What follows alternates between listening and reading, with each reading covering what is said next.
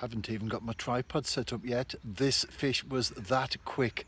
First chuck, within seconds, the float moved, disappeared, I struck, and here it is. When I went to bed last night, this session wasn't on the agenda. Making my first cup of tea of the day. I played football and it was well after midnight by the time I retired. So I thought to myself, I'll go somewhere in the evening, do some fishing later in the day.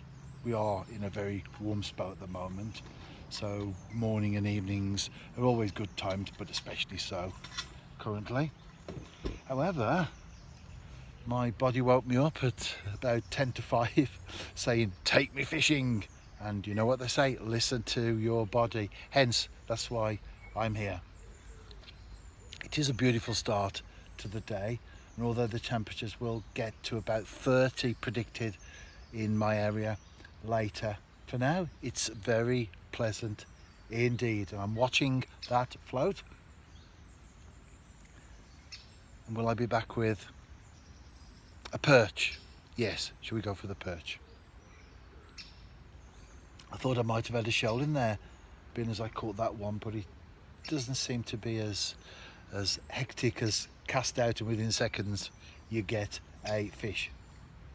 I love playing football, by the way, and thoroughly enjoyed last night's game, and I was keeping an eye on Rangers on this occasion, and although they lost in the Czech Republic, they did go through on aggregate against Pilsen. I've been there as well, Victoria Pilsen, in a Champions League game. I think it was a Champions League game. I've been to that many over the years. It was a European game anyway, UEFA game. Some good memories from there. I've even got a shirt from one of their players in my collection. But will I have a nice big perch to show this morning? That's the focus, isn't it, of this particular session. It's not too bad, but there is a little bit of mess on the bottom. It's not totally clean. Some of that though is when you reel in and you lift and you hook into whatever's around you, which is why, as I've gone through the setup on many occasions, I've got my float 1.2 gram waggler, and the shot is bulked. Well, two of the shots are immediately either side of the float, another one about a foot down. This water is 6 feet deep, so therefore this sinks much more slowly than if you had shot down towards the hook. So the idea is that it rests on whatever it is down there at the bottom, hence that little mess that I've just pulled in with it. It's not too bad because that came when I did reel in, but I've cleaned the hook now and the bait looks nice. Fishing with a prawn, of course, looks nice and inviting for a perch, or maybe even a bream, or a tench, or a roach, or a rudd, or whatever else takes a fancy to this. The one that got away, I just hooked into a fish, came to the surface, it was a bream, bringing it in, and then it decided to go its own way before I could release it. Hook pull! After the initial excitement of an early fish, indicating that it was going to be a good session, and then the hook pull on the bream, which also told me I'd got some good quality fish out there, it's gone quiet. In fact, it's gone dead.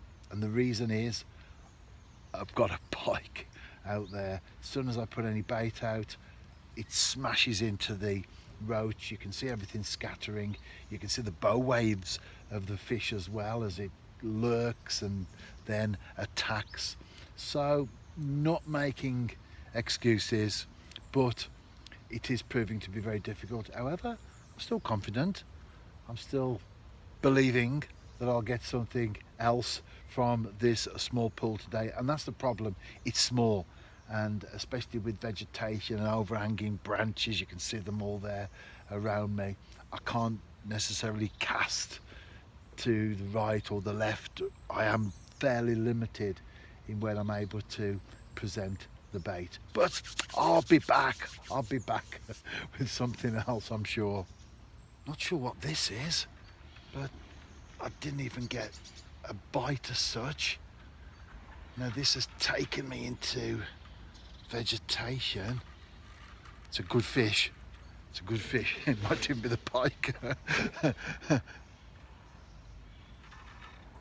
I'm still connected. Not sure I'm going to get this out of the lilies though. I've got a bend in the rod, but I think that's more to do with the fact that I'm connected to a fish in the lilies. However, having said that, it does seem quite decent, and this is why. Oh no! A little slip there, but I'm still connected. This is why I had switched to 6 pound line rather than 4. Yep, still got the fish on. Come on. Oh.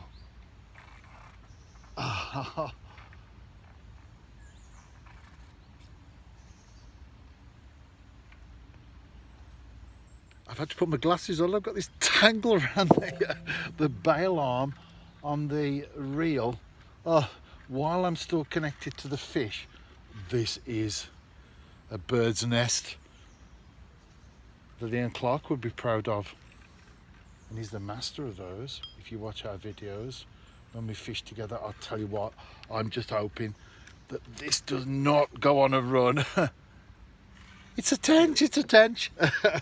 Let's hope I can, lots of hopes. Let's hope I can net this.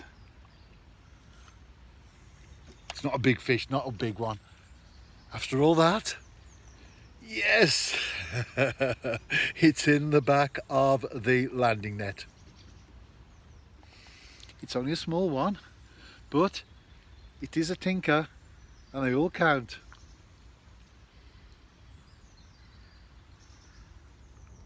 It's ready to go back straight away. Go on. Doesn't realise that it's been liberated. There it is, swimming off out of sight into the deeper water. That's an example of how just one fish can totally change the session. I think that's a great life example as well, isn't it? A life lesson for all of us. You keep going, you persevere, and in an instant, everything can be totally different. Now, that's not a huge tench, but from this venue, that is certainly a result, and I'm more than happy with that. I've probably got another hour to go now, and the further we move on in the day, the less productive, generally speaking, the fishing will be. But nevertheless, it's still early morning, so I'm always hopeful that I can add to whatever I've caught up to the point when I know that the session's ended. It can be 2 hours, 3 hours, and then it goes really dead. Not because there's a pike hanging around, but because that feeding spell has come to an end. The float dipped, I struck, I did have a fish on, but the fish has decided to part company with the hook. Or vice versa. I'm sure of the former though. They don't want to be caught, but I want to catch them. Looking good though. I'm not sure about the pike, whether it's still around. We shall see. Nice couple of hours. Could have been better. Could have been worse. You have to take the good with the bad, so to speak, don't you? And especially as I fish every day, then naturally you're not going to catch lots and lots of big fish every time you go fishing. I'm happy with that tench. Without doubt, that single fish saved the session.